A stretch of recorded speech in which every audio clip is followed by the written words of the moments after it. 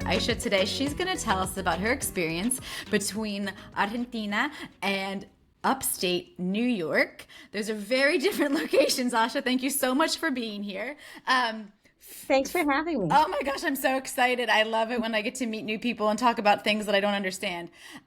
First of all, tell me what it was like growing up in Argentina or spending part of your life Well, there. so I left Argentina the first time when I was only 4. Oh. So my memories, there's not a lot of memories that I have before I left, but it was like a warm embrace, I think.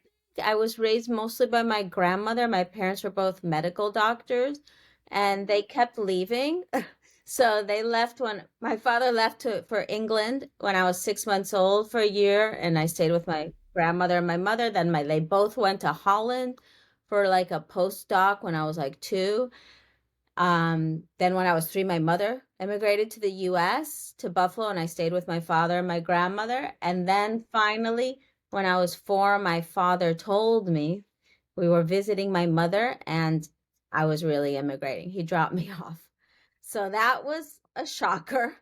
Wow. But what I remember from being here as a little child was just having a wonderful life. Like I lived in a house full of books. My grandmother was singing all day. She was a very warm person, wonderful food. I remember the food and starting school in my neighborhood, like everybody knowing me. So I remember all my memories are really very positive from before I left. And then the shock of leaving home, not knowing I Yeah. was leaving, and like I left my toys behind. Oh, Not to mention my no. grandmother, you know, um, Yes. and my friends, my cousins. So that was quite abrupt and So unexpected. how was that transition through the years? Like, Well, if yeah, like at first I was very angry. mm, I kept saying, "Where's my father? He wouldn't leave me," but he did. Um, and so I think I was angry for a while, and mhm. it's amazing because I have hundreds of letters written by my parents to each other over the years, and me to my father. He kept everything. He was a writer.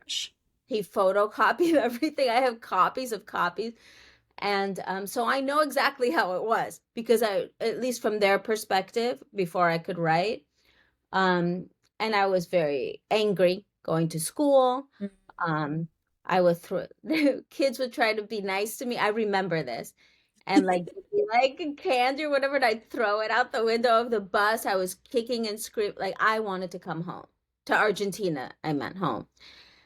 And then, I guess eventually I thought, okay, like I don't have any power here, so I better adapt, I guess. I thought that because according to, the literature, the letters written between my parents and the school, I even have letters from the school.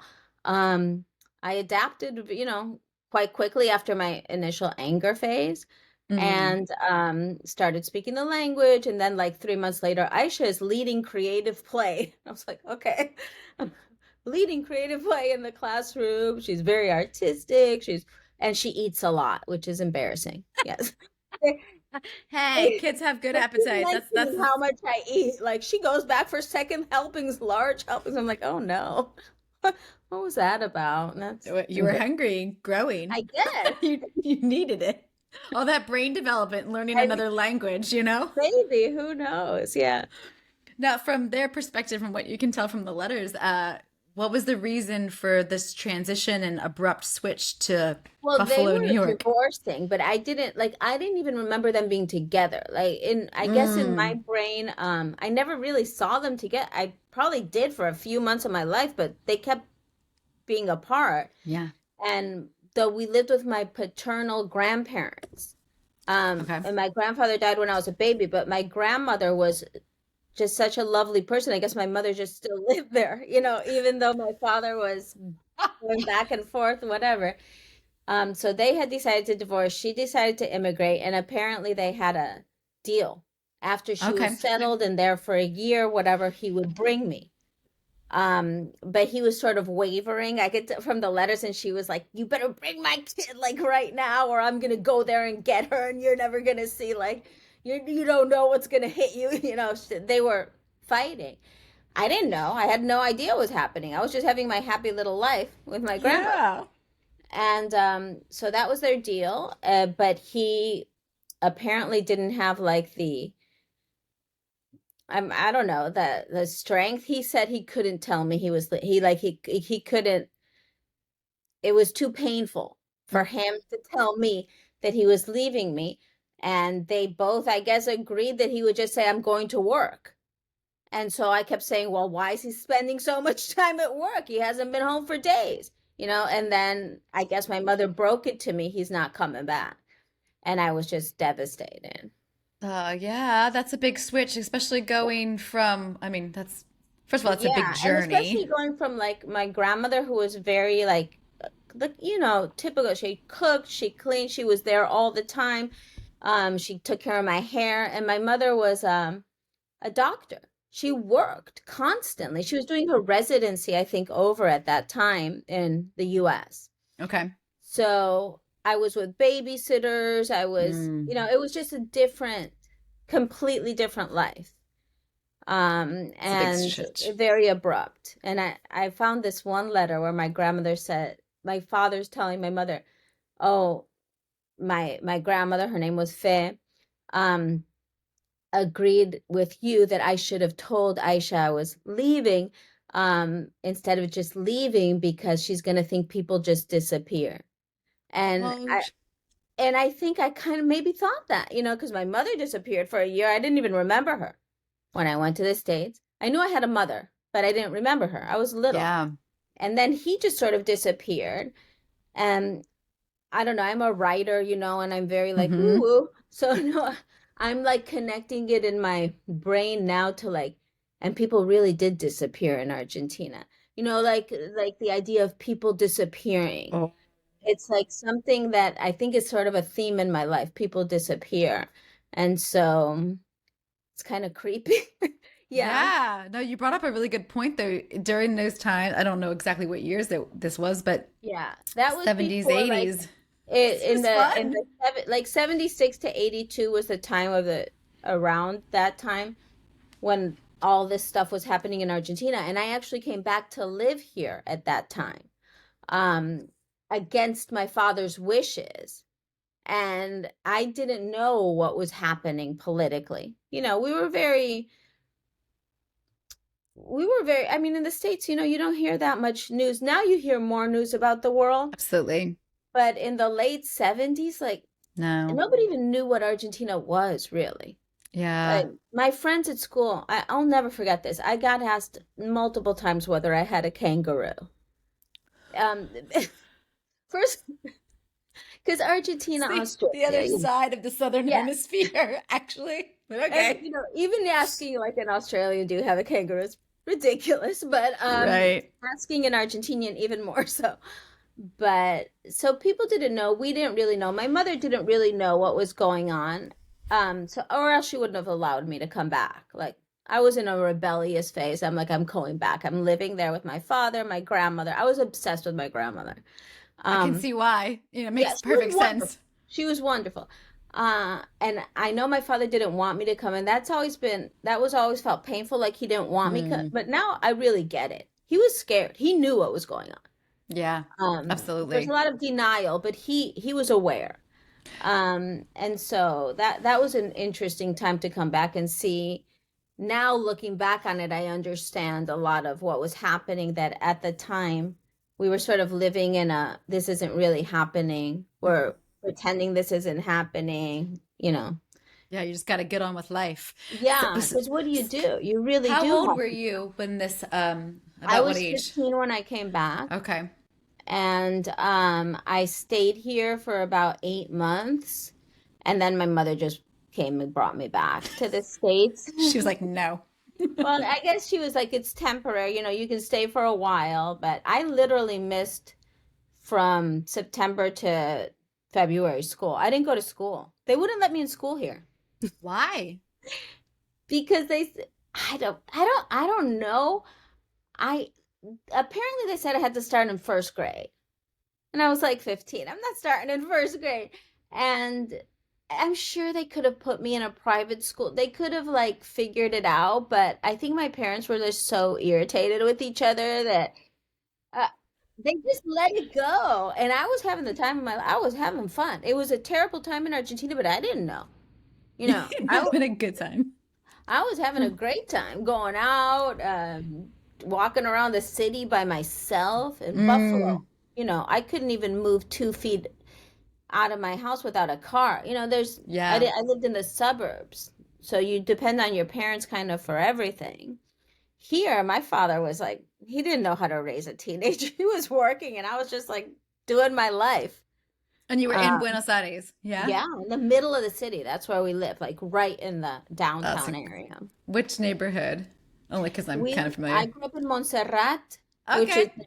the second neighborhood of Buenos Aires, and now I live in San Telmo, which is like the old, even older. I Yeah. live right there, Santa and Elmo's cool. I love San Telmo. Yeah, it's very artsy. It's like I really Yeah. like the vibe. When we were there, we spent most of our time in Recoleta. There's this great Oh little yeah, wine I shop. hardly go there. Like I know people like come to Buenos Aires, they go to Palermo, they go to Recoleta, they go to like the north, but I'm from the south. Like I'm Yeah. like the gritty city But part. also when you're in a city, like it's hard, and Buenos Aires is pretty big too. It's like Yeah, it's pretty big. you have your things. Like even like here in Yeah, Valencia, you have your local, Tasca, you have your local this, yeah. you have the like the neighborhood Your things, and neighborhood. And this has always been you my don't area. go. I remember when we were looking for a place here last year before we bought this place or the year before. All these people were telling me, "Oh, you should get a country." Do you know what a country is? Country. No. A country is like it's like living in the suburbs, okay? So Oh. it's like way out of the city and like closed communities and Mm-hmm. they, Okay. they have a pool, they have this, they have that, and I'm like, You don't understand. I want the opposite of that. I Yeah. want to live in the city. I kind of live like that in the States. Like Mm-hmm. that's not what I'm looking for. That's a very Americanized thing. That's very popular in Florida when I'm from, where I Yeah, moved here from. exactly. So That's where I yeah, live now in Florida. So that's I live basically in a country in Florida. that is so funny. I didn't realize that that was unfortunately making its way to other places. Some of Oh, the things yes. I kind of appreciate about Spain is they don't have those little neighborhood communities like that. So when you were in Buffalo, Hmm. as you were growing up, what was that like for you as an Argentinian? I was a weirdo. Okay, so She I'm just says still a it. weirdo, but I was really weird. I'll tell you one thing I remember. I had very long hair, Mm-hmm. and everybody had a pixie cut. Like 98% of girls had pixie. I had Hmm. earrings in my ears, and that was outrageous at the time in the 70s in Buffalo. That was like, whoa, only like grown-up ladies had earrings. Um, Mm-hmm. and my name is so odd, even in Argentina, my name is weird. So those things made me really, I think, stand out. And for a long time, I tried to be like everybody else. Like I told my mother I wanted my name changed to Mary Smith. She didn't change it. Um, and uh, so I got my hair cut. I tried to like physically I could pass for US or a lot of different countries. Like I Yeah. don't look particularly Argentinian, I think, but I had those characteristics of a Latina, right? With the pierced ears and the long hair and all that. And so I sort of tried to do away with anything that would set me apart, but I couldn't change my name. I asked for my name to be changed to Mary Smith. Smith, Um, I love it. I lost a lot of Spanish at that time. Yeah, I can My imagine. mother worked so much, so she was my only really Spanish contact in Buffalo. We met other Spanish speakers, but they didn't live in the neighborhood. There Mm, wasn't a community of Spanish speakers that all lived together. So I started losing my Spanish, and every time I'd come back to Argentina, I was made so much fun of by my cousins. They would call me yes. La Yankee, you know, which is awful. and just laugh at like that I would say things wrong or not have references that they did, that kind of thing. Mhm. So I think when you're a child immigrant, at least for me, and I think many of us, you sort of feel like you're a stranger everywhere. You don't really belong where you went. You don't really belong back in your home country because, you change and the country changes while you're gone. And so Yeah. there's sort of a feeling of not belonging. That's a really good point. And you were kind of forced out, had this, Yeah, and that's you know? that's something that I always talk about with my students because I talk about cross-cultural communication and cultural language in my job, that children who are immigrants, they didn't make the choice. Almost none of them chose to immigrate. So they're often forced to immigrate and are unreluctant or unwilling immigrants, and they quickly adapt because children have to. They're resilient and they know how to adapt. But it's taking something away from someone when you take them away from their home country. And Mhm. and they're never really going to have a home again. Or everywhere is home. You can look at it two different ways. Nowhere Yeah. is home or everywhere is home. Like then I went on my own. I chose to live in Costa Rica. I chose to live in Morocco. Why would I do that if I feel like I don't belong? Well, because now I think I could live anywhere. Anywhere. Throw me in any country, I'll figure it out and I'll make it home. But Yeah. I'll never be the person who's born and raised and lived their whole life somewhere and has Yeah. that. That's just not going to be my life. So, I think about, I'm glad you brought that up because that's something that I wasn't really thinking about, but it has crossed my mind in our current situation too. Um, there's something to be said about that. I don't want to say nomadic because I don't feel like that's fair, but that the flexibility to embrace a different country, culture, way of life. Because I mean, you could speak to this better than I can, just because it's, Costa Rica and Argentina, the cultures are so vastly different. they Um, are. but then I look at like my son, who we have really no ties to Spain per se, other than we wanted to move here. We thought it would be a great place to raise him, work and stuff like that for his dad. And then you think, is he losing something by not being in the United States, or is he gaining something more by having this diverse, you know, Yeah, I mean, you I know what I think mean? about It's it like a lot. both. Yeah, and the answer is he's both the things are true. Yeah. Both things are true. Yeah, so he loses that experience of being born and raised and living always in one place. And like Yeah. really like the identity being so strong maybe for one place. I think it's vastly better to gain the diversity. Like, if I had to compare, like with my younger kids, I homeschooled them, I Hmm. world schooled them, or I unschooled really because I didn't follow curriculum. But they Love that. they are it's funny because I'm a teacher. I teach teachers to teach and I followed like zero curriculum and I took them out of school. Um, but they are so interesting, I think, in the way they see the world. Like they think the world, they can go anywhere. Like my two youngest kids are going backpacking in Thailand, Cambodia, Laos, and Vietnam in a couple of weeks. That one lives Nice. in England, she's at Oxford. The other one lives between Brazil and Argentina and the States. He keeps moving around and he studies and does works in like every country.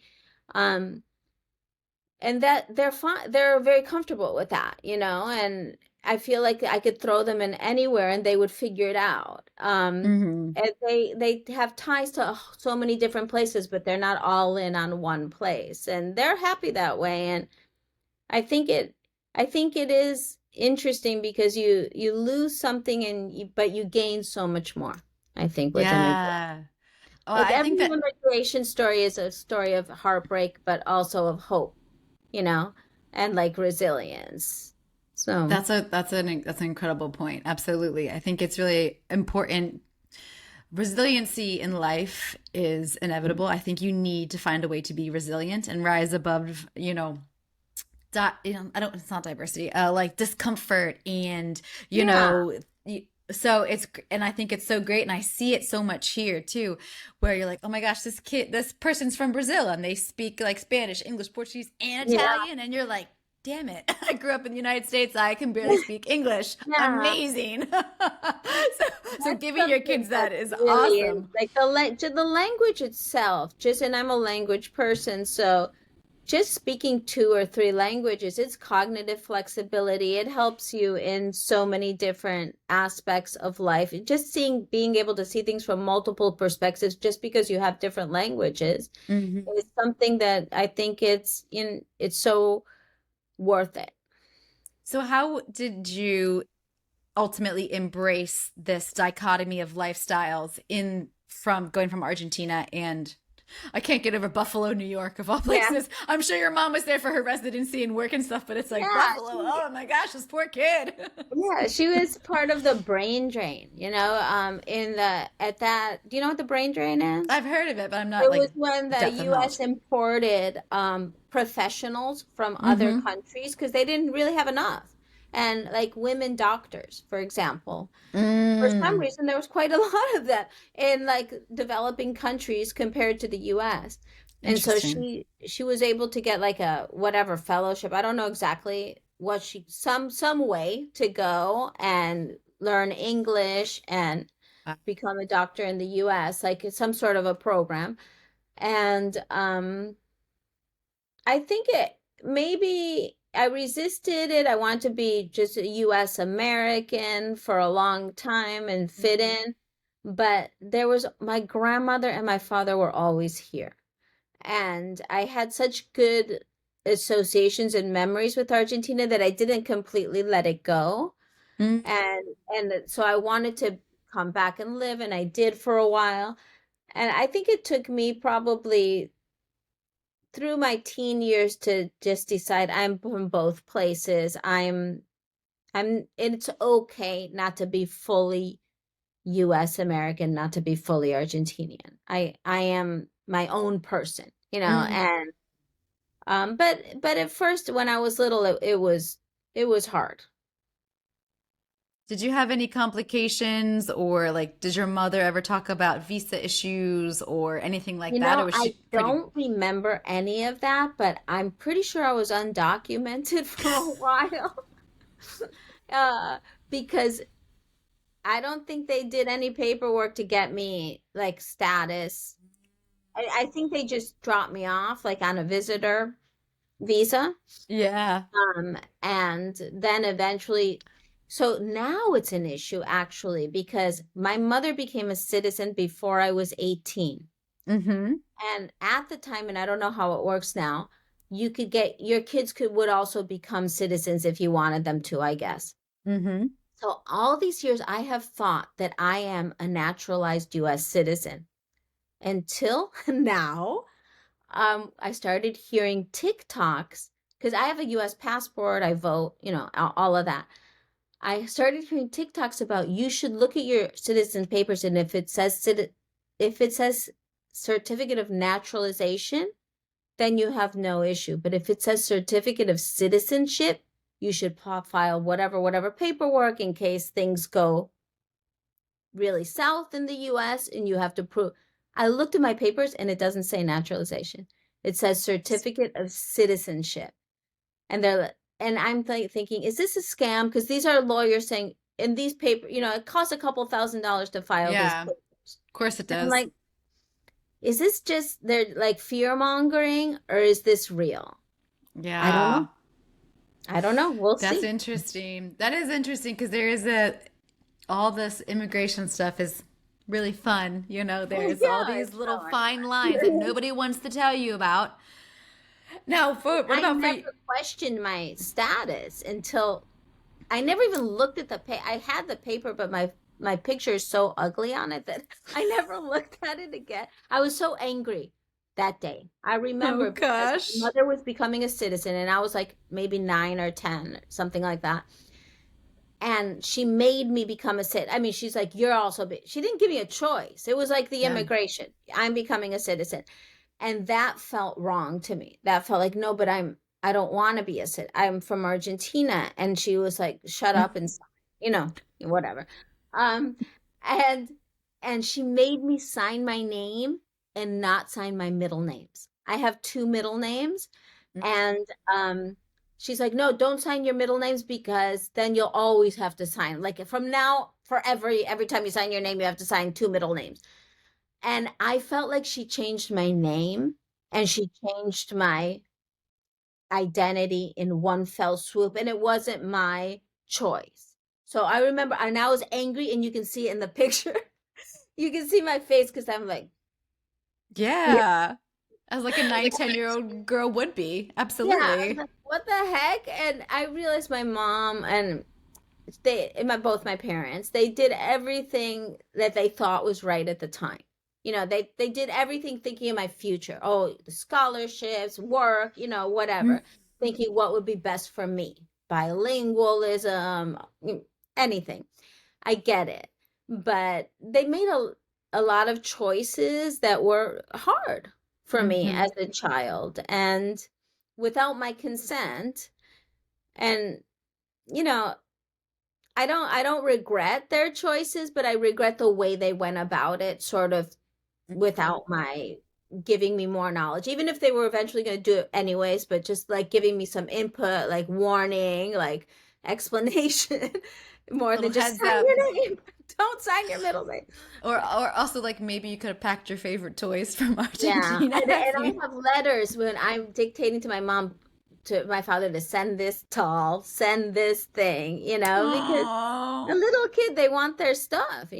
All I brought was probably some Yeah. changes of clothes that my grandmother packed. I don't know. Yeah, exactly. I also wonder how that was for your grandmother to It watch you was hard, go. yeah, and that's in the letters too. It's so interesting that I could go back and see, um, because she wasn't really aware of what was happening either. She thought I was going for. She didn't really know I was staying, and that was really hard on her.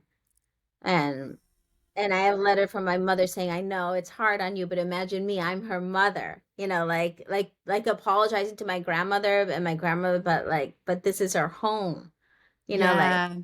so." I'll tell you, the letters are heartbreaking, but I have felt so loved, like reading them, because I feel like I was so important to all of these adults. Um, and they just cared so much about what was happening in my life that I wish I hadn't seen these letters, or chosen to read them while those adults were still alive, because I feel like I didn't Yeah. appreciate how much they loved me. And I had a lot of resentment for their choices. And now it's I still think they made some bad choices, but I really appreciate that they were trying their best. They really wanted to do what was right for me. Oh my gosh, I've said this to you, like in emails, but like I have like one kid and I overanalyze, like, is this the right thing for him? Like, what am I doing? Like, oh Yeah, my like gosh, like you, every mother, right? I yeah, like mean, we're always overthinking. questioning. We're questioning our choices, and but every choice is the right choice and the wrong choice in some ways. Absolutely can't have it all in one Yeah. go. That's for sure. So, what did you really appreciate about this dual citizen like life that you've been able to leave? What are the pros of it? You Well, haven't, no, I just think that it's being able to see things from different points of view. Like yeah, when I like you said, talk to people who have always stayed in one place, it's like mind-boggling to them to think there's another way of yeah, to do things, and it's okay. It's not your way is right and my way is wrong. There's more mm, than one right way to do things. mm, And it's okay to not do things a certain way. absolutely. Um, so I appreciate being able to see that. I appreciate the idea that I know that people are not being intentionally rude wherever I go. Like you there are rude people, of course, in every culture, Yeah. but also your language and your culture dictates what's polite and what's rude. So you Hmm. think people are being rude, they're not. They're just being who they are. They're just being from that place, and Yeah. you're the one who's acting weird. You know, that happened a lot in Morocco. Like I was like, what is happening? And you get used to, oh, when people are saying hello in Morocco, for example, I know that you visited. Hmm. So I married into a Moroccan family, like Okay. almost upon arrival, which is another story. Uh, without a common language, crazy. Um, and I didn't realize at first how long it just takes to say hello in Morocco. Like, it's not hi, how are you? And even in Argentina, hello, you give a kiss and you're Yeah. done. In Morocco, it's like, hello, how are you? Kiss, kiss. How's your health? Kiss, kiss, kiss. How's your mother's health? Kiss, kiss. How is it? It takes forever just to say hello. So if you're just like, hi, kiss, inside, it's like, you're rude. You know, that you Interesting. didn't go through the whole greeting ritual, which you have to ask how people are, how their family is, how their health is, etc., to be like when you're in the family, you know. Um, so just things like that, or that I lived in Yeah. Morocco in the 80s, so like seeing guys walking down the street together holding hands who were just friends was so odd to me. Coming from Buffalo, you would never see that. And like not seeing a man and a woman walking down the street holding hands.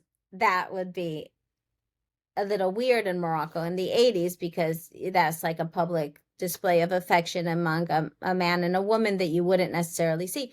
Nowadays, I don't know how it is because I haven't been back for a long time. I love that you highlighted that. I think that's so great because you think that it's just we each have our own cultural programming and biases that we don't even realize. Yes. And there's nothing like going somewhere else and trying to figure out what the cultural programming is to be like, Yeah. oh, those are just that's just my way of doing things. It's the way we do it in the United States. And I mean, Yeah. even in And the US is slightly different, but like here you see it too. I'm not quite like the Morocco thing with the yeah. 812 kisses, but it is interesting the little nuances and the subtleties that make things, unique or personal or specific to a region. Yeah. And you know, you've really sort of adapted when you go back, like to the US, and you do something out of pocket that, like, that happened to me when I lived in Costa Rica. When I lived there, you could buy one piece of paper at the store, or what, Huh. or two pieces of paper, or like one cigarette, and I see that here in Argentina too, that you could buy one cigarette, and they have them in a cup. I don't smoke, but if I did, I'd probably buy one cigarette. Um, but when I lived in Costa Rica and I lived there for a couple of years, I got so used to that kind of economy that I Mm, went to Eckert's. Do you know what Eckert's is? I It don't used know. to be a pharmacy in the US. Now I think CVS bought it. Okay. Um, I opened a pack of paper and I took out three pieces of paper and I tried to buy them. And I remember the cashier's face like, what what is happening? And suddenly, like, I was only in Costa Rica a couple of years, but like that became so normal to me. I'm like, I only need a couple pieces of paper. I didn't need So the great. whole pack. And Yeah. I suddenly remember standing there being like, oh my God, like I just totally broke a norm of a place I've lived most of my life, the US, without realizing it. Yeah, because you've just been, this is It the was norm just like a there. habit. I was always buying like a couple pieces of paper because I was a teacher and whatever. They didn't even have the pack in a pack, I think, in Costa Rica at the time, that you would buy like single pieces. And so that was so interesting to me that it took me such a short time to just switch. This is what we do. This Talk is about like normal. immersive. Talk about Yeah. immersive. Now, what about your like immigrating from, okay, so how did you end up in Morocco and what was that immigration process like for you? So I in Buffalo, I decided that I wanted to live overseas. Okay. And so the quickest way I figured it out of doing, which I could have done it quicker, but this is what I thought, I had to get a master's in TESOL. And TESOL is teaching Okay. English to speakers of other languages. And so I did that. There was a 1 year program in California. So I went and I did that in California, and my whole goal was to live overseas. So the first job I went to was in Costa Rica. I was part of USAID, Central American Peace Scholarships, it was called. It was a wonderful program. Um, but there was something in me. that always wanted to live in Morocco. I don't Mm. know why. Maybe because my name's Aisha, that could have something to do with it. But so I came back to the States to go to the TESOL conference, and that's where everyone got jobs in the 80s, 90s. I don't know if it's still the case. But I was looking all over the job boards for a job in Morocco. There was millions of jobs in Asia at the time. Mm. It was very popular to go there, but I was interested in Morocco. Nothing. Mm. And I saw this woman standing at the help desk, and she had like a beautiful smile. And I don't know what came over me. I just went up to her and I said, you have a beautiful smile. I don't normally compliment strangers, but for some reason, like I was drawn to her smile. I'm like, she's like, oh, thank you. Like, what can I help you? Are you looking for, is there something? And I'm like, no, I'm looking for a job in Morocco, but there's nothing. And she was like, Morocco? Hold on a minute. She made a phone call and she called her friend who was there from Morocco, hiring people, but didn't have like the money to list the job. Shut the front door. I know. I was like, what? She calls her friend who's in the hotel room. She comes down, interviews me, offers me the job in Morocco. Wow. So that was amazing. That's like the universe intervention right there. It's Yeah. like, And yeah. so a few months later, I'm in Morocco, and that was like quite a switch from Costa Rica because I was living in Costa Rica. I went to Morocco. Wonderful program as well. I had a wonderful time in Morocco. So wonderful that 6 weeks later I got married to a Moroccan without a common language. So that was just like, I That's don't an know what I advent. was thinking. That's an adventure. Yeah, Yes, yeah. we are no longer married, but we have 2 children together. My 2 oldest children are half Moroccan. Oh, that's cool. And so it was wonderful because I got to experience a Moroccan family, what to be part of a Moroccan family. So I was really like dove right into the culture and I lived there a few Wow. years. I love Morocco, beautiful country, love the people. And after that, we went back to the States because my daughter was a preemie and my mother's a doctor. And I wanted to be close to my mother. I was, a new mom and with a tiny baby. Um, Yeah. and my father's also a doctor, as I said, and he came to Morocco. He was supposed to be there for the birth, but since she came early, he was there for like the first after she was born, like a week or two. So he helped me out, but then I'm like, I need to be with my mother. She needs to be Yeah. looking at this baby every day, because she needs to control me and the baby for a while. That's stressful. That's for Yeah, sure stressful. My yeah. sister was a preemie too, and she was in and out of the hospital for 3 months, like It's back for very scary. It's, yeah. it's your first baby, and in Morocco, like I remember, I had a C-section because I had Mm. placenta previa, so I couldn't travel back. I was going to travel back for the birth because I wanted my mother or my father there. Because and your parents Yeah. are doctors. You're raised in such a way that you think they have to be there, or I don't know that they have to control the other doctors. Like doctors respect other doctors. But I couldn't travel because of the placenta previa. And so she was born early by C-section. And I remember the birth, they were speaking to each other in Arabic, the Mm-hmm. doctors, the nurses, and I didn't speak enough Arabic to understand what was happening. So I kept saying, speak French, because I understood French. And they were like, we're talking to each other, not to you. And I'm like, I know, but I need to know what you're saying. So they would switch to French, but then they'd forget, and they'd switch back to Arabic. So that was stressful because you want to know what they're saying when they're Yeah. cutting you open and taking a baby out, you Yeah, know? a little bit. A little bit. I was gonna Yeah. ask if you spoke French because Yeah. of I or at learned least French in Morocco that quickly quickly. because I had to. Yeah. But that was crazy because it's actually really interesting because when I went to the States when I was 4, I had a French babysitter for quite a while who died tragically in childbirth. Oh, Um, geez. yeah, so that's a whole nother story, but apparently she didn't speak Spanish or English, and I didn't speak English or French. I guess she spoke to me in French. I remember I loved her. I liked her a lot. She was a wonderful person, an artist, very cool. Um, I think that she spoke to me for months in French, and French got in there. in my little tiny brain, because when I got to Morocco, 6 weeks later or less, I understood French as if I had always understood French. That's And crazy. I spoke French with, making many mistakes, but I could get by. Yeah. But suddenly I'm like, wait a minute, I understand everything. And everyone was like, I thought you didn't speak French. And I was like, I thought also I didn't speak French, but somewhere in there, French, French was somewhere in there, because suddenly I knew what was happening The always. human brain is an amazing, amazing Yeah. organ. Oh my goodness. Ay, Yeah. ay, ay. Okay, so what happened after Morocco? So you moved back to the US? So after the Morocco, because she was a preemie, I said, I'll move back to the US so I could be with my mother. And then the plan was to go back to Morocco. Mm. Um, but so my husband at the time, he was learning English, right, in the Mm. US and working, learning English.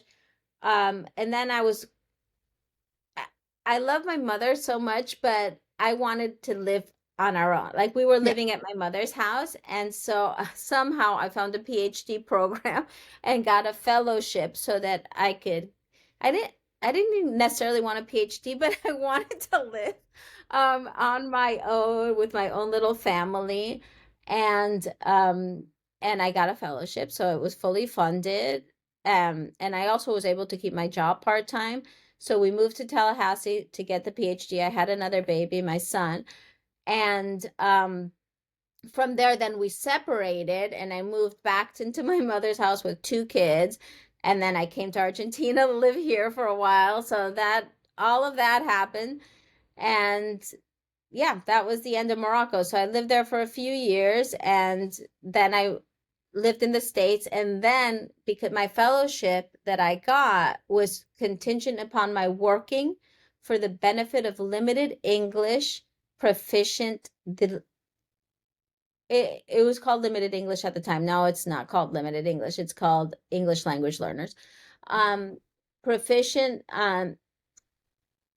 making them working like towards their benefit for Mm-hmm. 3 years in the state of Florida. Okay. And so my idea was I was working for I already had 1 year during the doctorate, 2 more years when I got my job at FIU for 2 years. It was a visiting job. And then I was going to come live in Argentina because I decided I wanted to raise my kids in Argentina. My marriage was over. I wasn't going to go back to Morocco without him, like, that Fair. would be weird. So that was my whole plan. And I came to Argentina, and for a while I stayed, and then I didn't. I got a job. I didn't have a job yet. I went back to the States, and during that time I got a job at FIU. Mm. That lasted the 2 years, and then I was going to come back. But what happened was I met my current husband, who is Brazilian, and he had 2 daughters. So he was tied to Miami because of his 2 daughters. And do you know that that woman that I told her had such a nice smile? She Yeah. was on the hiring committee at FIU as well, and she hired me. That is freaking I crazy. I didn't even remember her. And then I went to the interview, and there she was with the Oh same my smile. And gosh. yes, it was crazy. And I ended up being hired at FIU, and I stayed because I got married again, and we raised we had 4 kids when we got married. Imagine that. Chaos. Yes, Chaos. Absolute all chaos. little, Yes. all little. And then we had 2 more together. Yeah, So why we not? ended up with 6 kids. Yeah. Yeah, why not? Of Why course. not? You My know. my parents are divorced, and so at one time I had 6 stepsisters. Oh Plus my my God, that's a lot of yeah. stepsisters. Yeah. No, we didn't all live together in the house, but at one point in time there was 6 of us in a house. So I At one totally am. point in time, we Yeah. had 6 kids at 6 different schools. Oh my gosh, how That did was you do that? crazy. That year, all we Oh did was my drive. You know, it was yes. drive, drive, drive. And then there are after school activities, dance. You got, oh my God, that was chaos. I've Yeah, told you multiple. I can't do it with one, so I know. six. It's The like, juggle is like that is. I've seen I that. feel like I said those years are kind of a blur, Uh, because it was just like you're just packing getting the by. lunch, the clothes, the this, the that. Yeah. So how do you keep this multicultural household? Yes. You know, how do you give all the different parts to all the different kids? Because you said your husband's He's Brazilian, so Brazilian. Yes. It's funny Argentinian, because American, yes. Moroccan. So You got a lot there's going so on. many things happening. One thing that's funny is whenever, very often we would go out to dinner or something and people would say, "What language are you speaking?" Because I would be speaking in Spanish, my husband's responding in Portuguese. Like we speak two languages all the time. He talks to me in Portuguese, I talk to him in Spanish. But oftentimes we'll switch to English. And the Mm. kids will also usually speak to us in English, but they'll also switch to Spanish and Portuguese. So it's like three So cool. languages all the time. And my older kids who didn't get to live with their father very long, so they don't have, well, my all my daughters speak French, but like Arabic is not part of their repertoire. I wish it was. I wish it was, but it isn't. But I remember when my daughter was a baby, we didn't think she spoke French because we would she was being raised in the US and I would speak to her in Spanish and I was trying to Hmm. get my husband at the time to speak to her in Arabic. That was a challenge, but he would. And we would only speak to each other in French. But then we realized when she was pretty little that she would like, we would be saying like she has to go to the pediatrician, whatever. And she'd be like, I'm not going to the doctor, you know? So she was clearly understanding the French. Same. So yeah, it's amazing. I think if you have five languages in a kid's environment, they will learn five languages. If Yeah, you it's know, if they have exposure and interaction, they will. They can. So that's amazing. and so your kids were raised between Florida and Argentina And Brazil. and Brazil. They, Okay, and even Brazil. more time in Brazil they've Oh spent. my Yeah. gosh, it's so cool. Oh my God, I'm so jealous. I never got It's to go to Brazil, so oh, you have to come. oh my God, I want We to. go every year. We'll Uh, be there in a few weeks now. Because my father, not my father, my husband has his family house in Brazil and his mother mhm. is there and they're very close, wonderful family. And so we're there a lot. My youngest son lived there all year last year and Oh wow. he has a lot of friends there and he has a job there during the this is winter Winter, now for yeah. us. They have a winter camp that I always put my kids in. Like my kids were homeschooled, the younger ones, but whenever we went to Argentina and Brazil, I threw them in school because so they would have friends, Hmm. and Well, camps. and then the language, and you're getting like the Yes, colloquialisms and like the exactly. local influences because it's obviously very different depending on where you are. So I think that's amazing. Exactly. Kids Now, need to have other kids to talk to, and to play with. yes, Yeah. absolutely. I mean, when I knew I was gonna have my son, I knew I was gonna be one and done unless I adopted. And so the first thing I did was like, this kid needs to socialize. Like he's Yeah, got to go to school. He's got to go to camp. He can't just be around mommy and daddy all the time. Like that's just not going to be a thing. And I think it's served him really well. To what exactly what you're saying. He's got friends. He can make friends. yeah. And I think it's so yeah, important, it is. It's essential for language and everything else. But yeah. especially for an only child. In his Yeah, and case, I'm like, an only child of my mother and father. I have a brother and sister from my mom that she married a US American. I always say US American to distinguish from South American because, as a South American, especially as an Argentinian, it's like it almost feels offensive when people say American and they're not including South America. So I always say like US American. I Uh, was chatting yeah, about this with my friend. I'll get you finish your point and really? then I'll yeah, yeah, yeah. Uh, so she married a US American when I was 7, Hmm. and I have a brother and a sister, but I am an only child of my two biological parents, and I think that that's a whole nother story. It's very different when you don't have siblings, and I'm quite a bit older than my siblings, so you do. I think only children in some ways are have to have more resilience than other children. They're on their own, and they have to figure it out with friends, and they have to build their community in ways that siblings have a sort of a built-in peer group that Yep. only children don't have. They have to figure it out. Exactly. You have to figure it out. And oh my gosh, I was just gonna say something kind of along in that similar vein where they say like I think psychologically that if even if you have siblings, but you're 7 years older, you're technically Yeah. like the Yeah. mentality and just the difference, like from a a Yeah. psychological perspective, is you're essentially an only child regardless. So that makes perfect sense. I was the Yeah. youngest of three. My sister's 4 years older than me. My brother's 18 months older than me. So I always had somebody to Mm. bother. And then my stepsisters, like I was right in the middle. Um, Mm. but I'm really interested to learn first, before we get into some of your works, like the Mm. work that you do now, about your unschooling and homeschooling and why you, as an educator, you elected to do that with your kids. Well, okay, so we had the four older kids, who all went to school, and I'm a teacher preparation professor, right? So Mm-hmm. I was in schools, I was in six different schools. I saw how schools are running. I all of my students are teachers, and I didn't like it.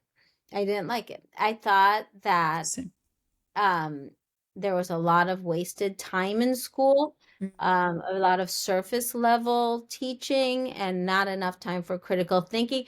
This was a time in Florida, and I'm not going to say it has improved, but they were all about the state standardized test and preparing for the test, and like, oh, getting rid of music, getting rid of art, getting rid of all the things I thought were more important, and in order to concentrate and prepare on the state standardized test, race to the top, and I don't know what. And I was like, this is bull. Like, and no, I don't like it. And I already put my older kids in like magnet schools. They were mm-hmm. very artsy and act into acting and all of that. So they had a magnet school. And by the time I figured out how much I didn't agree with the school system, they there was no way to homeschool them. They were middle Makes grade. They sense. were not gonna, it's hard to do Yeah. anything with middle grade, even though I love middle grade, but they have them, they're like little adults.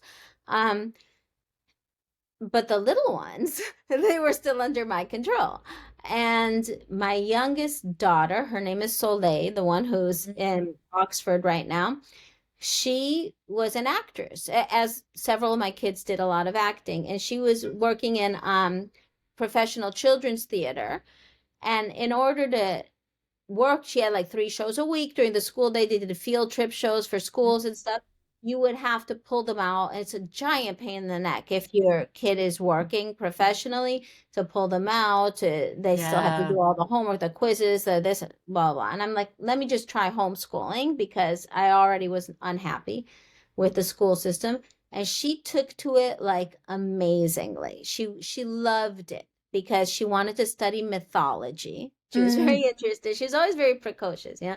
And she was 5 years old, and she went to regular kindergarten, and she was telling her teacher, I want to do science experiments. And the teacher was like, No. No, we don't do that here. yeah, like she was saying, oh, in high school, and she was like, no, I want to do it now. And she was reading at a very high level, and she was just very mature always Hmm. for her age. And so she took to homeschooling like she loved it. And she loved acting. So I was keeping her in that. And then my younger son, her younger brother, I had put him in regular school too, unsatisfied with it. But in kindergarten, they had a wonderful teacher, so I liked her a lot. But then we were in Brazil, and I was like, if he wasn't in school, we could just stay here another month, because I was working all online at the time. And I said, let me just try homeschooling him, um, for like the first marking period. And if it's terrible, we'll just put him back in school. And he also loved it. So I was like, okay, now they're homeschooled. Um, and I really went with the unschooling, in other words, going from their interests. She was interested Mm. in mythology and acting and literature, and so that's where she did everything. He was interested in the ocean and space. And what else was he? And art. They were both very artsy. He's an excellent artist. And so we went with their interests and I tried to do everything through there. So like science through mythology, like learning about fire or whatever. Ocean, then we would read something about the ocean and draw things of the ocean and science of the ocean and etc.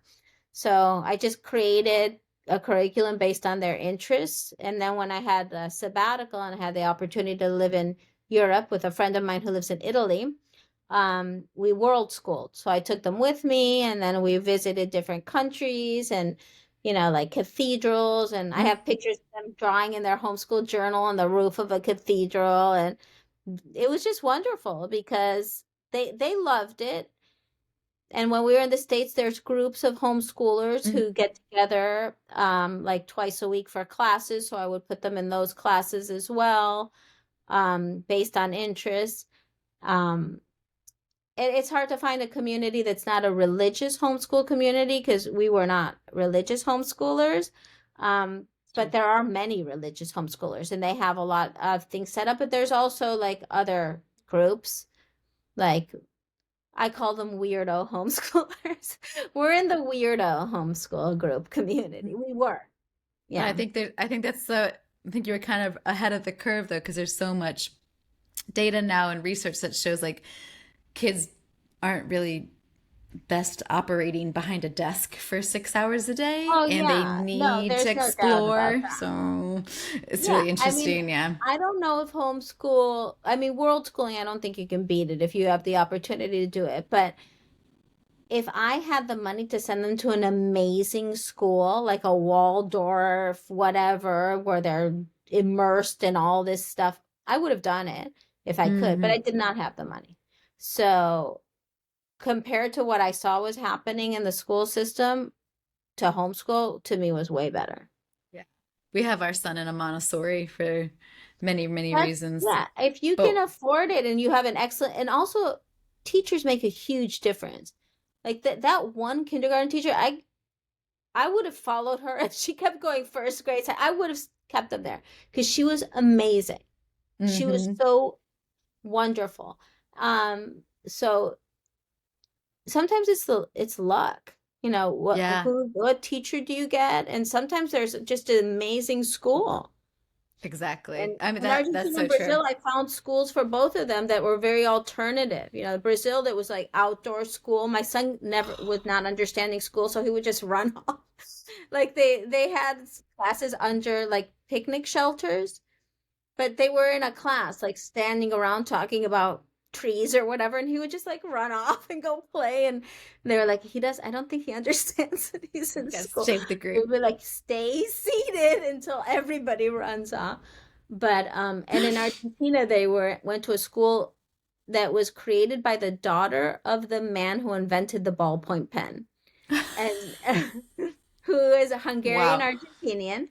And it's all about inventing and creating the school. They have like a real Mm, mindset of you can make things out of other things. And that's awesome. so that was great for them, that those experiences they had, only for a short time, but still it was a cool, very cool school experiences.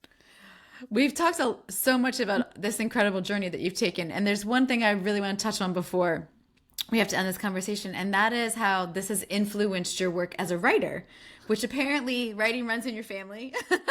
This Yes, artistic, creative vein is very, yes, very luscious within your family. definitely. Yeah. So, how have all these experiences impacted your ability to create some stories?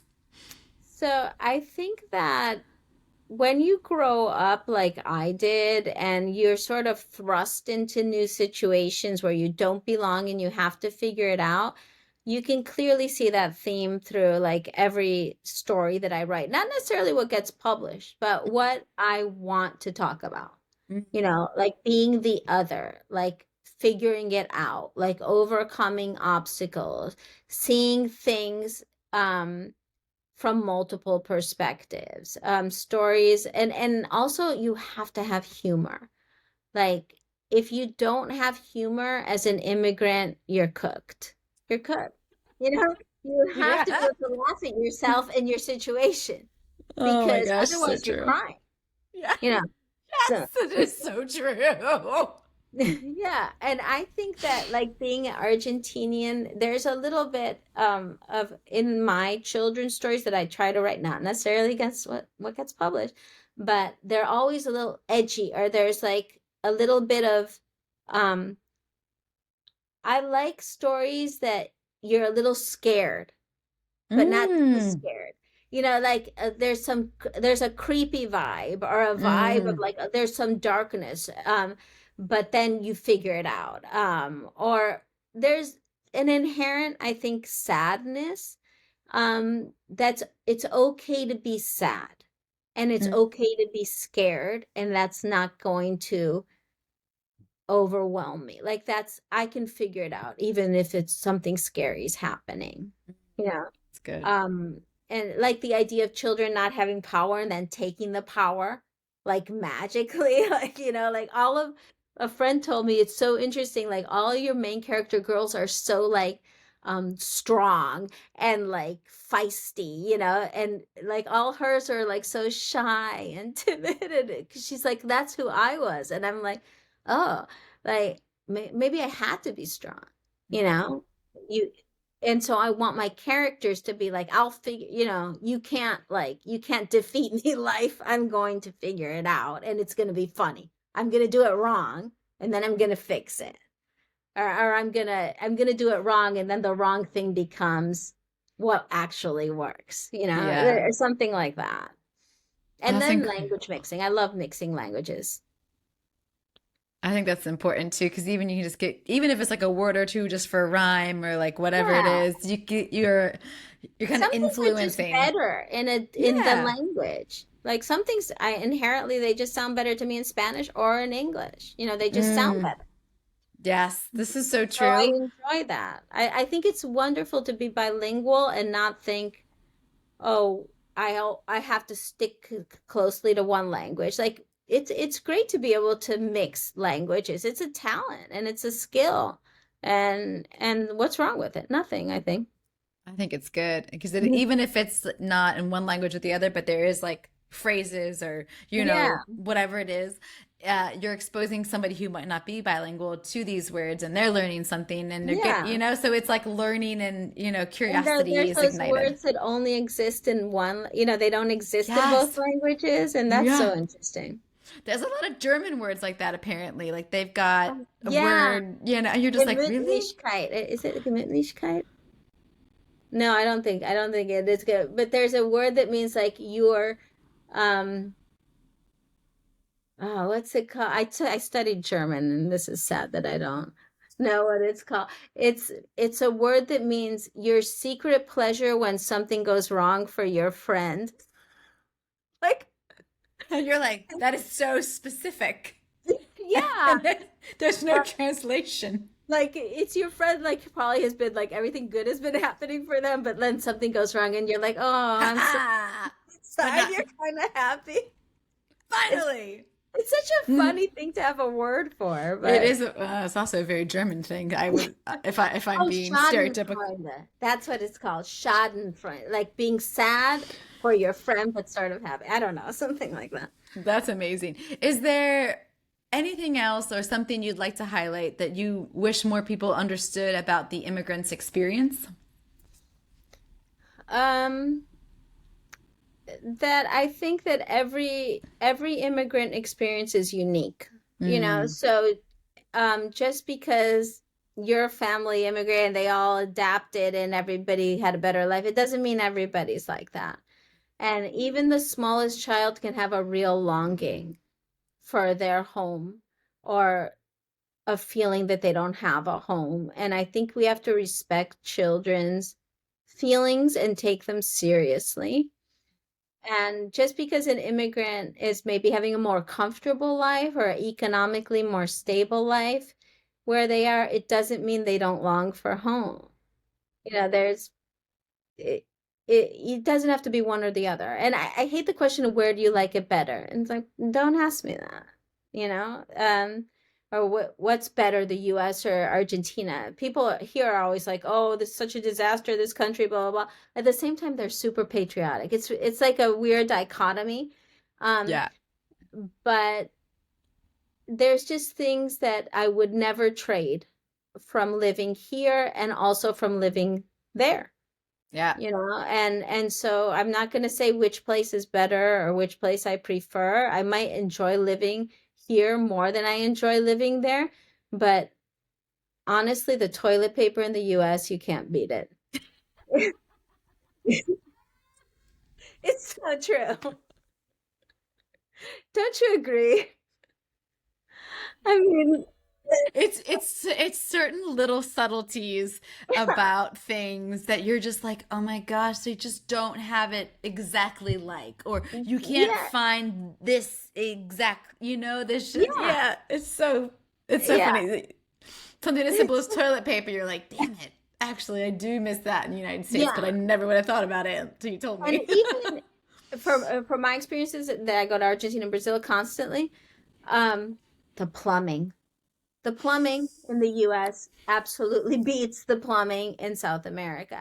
All of my references are bathroom related for some reason. I don't know why, When but it's so true. To your point though, the first place we moved when we got to Valencia is in this old like rehabbed building, and so the plumbing, and you have to have air fresheners in the toilets or keep the seats Yeah, closed because there is like it's just not as new or it's not as clean or good. It's just yeah. not, yeah, of course, the plumbing where I live now is like 200 years old. Who knows how old it is, And so it's just not the same, but it's those like little things that I'm like, that when I go back to the States, I'm like, this is like so much more comfortable.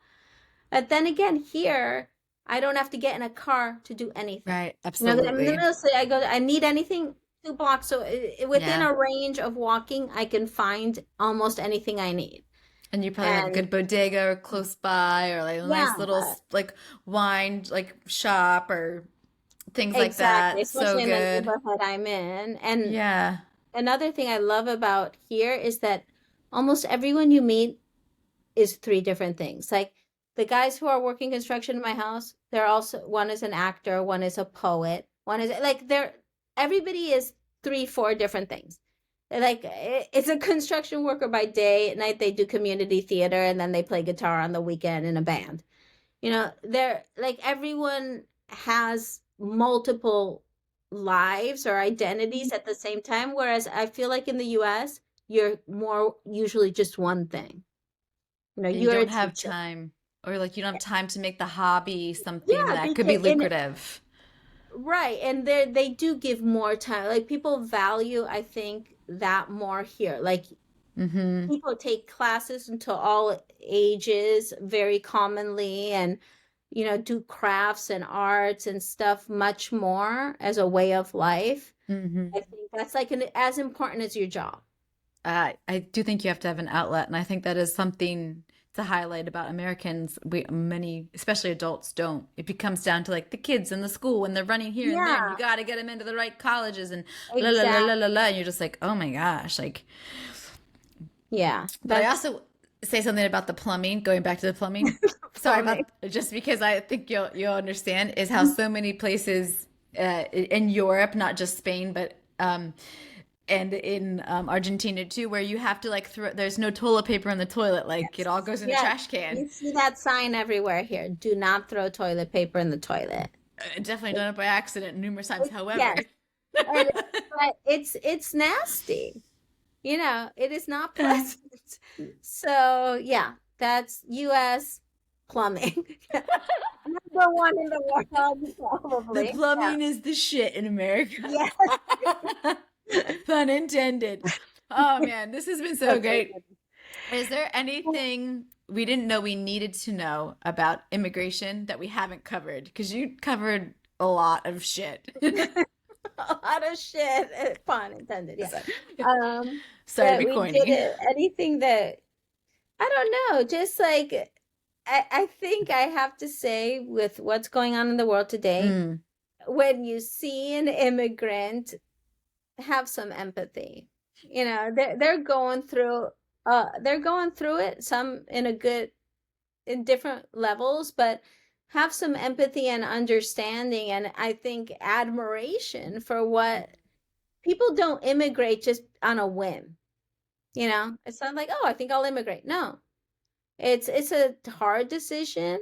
It's full of challenge and heartache and, like I said, hope and joy as well. But like, I wish that we didn't have this obsession with borders and where you from and what's your, like, having to identify your allegiance and stuff like that. We're all for earthlings. Come on. You know, That's that like, you it. know, if someone shows up from another planet, that's a different story. But for now, let's just like be kinder to each other and more understanding of this is the what we know, and we're trying to learn something new. Every immigrant is trying to learn, and that's admirable. Amen to that. On that, I think that is a perfect way to end this conversation. Well said. I'm the mom who knows nada. This has been the brilliant conversation with Aixa. Thank you so much for sharing your story with us. And until next time, I hope y'all are learning something